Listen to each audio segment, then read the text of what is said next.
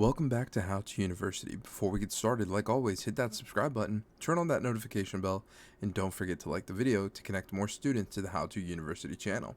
In today's video, we're going to teach you how to change your About section to make sure that you leave the right impression for your potential viewers.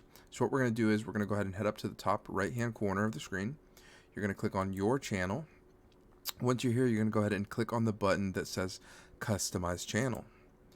Once you've clicked this here, you're going to wait for it to load up, and we're going to go over to Basic Info.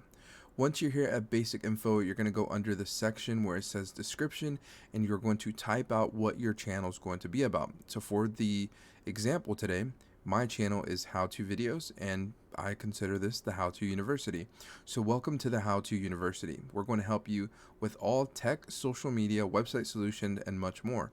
Our goal is to provide you with straight to the point, fast and easy follow-up app solutions and how-to tutorials. And then again, if you want for future, and potential partnerships and brand deals, make sure that you put an email that is good for you that will let you connect with other people to network and collaborate. If you found this video helpful, make sure to leave a thumbs up, and we'll see you in the next one. Peace.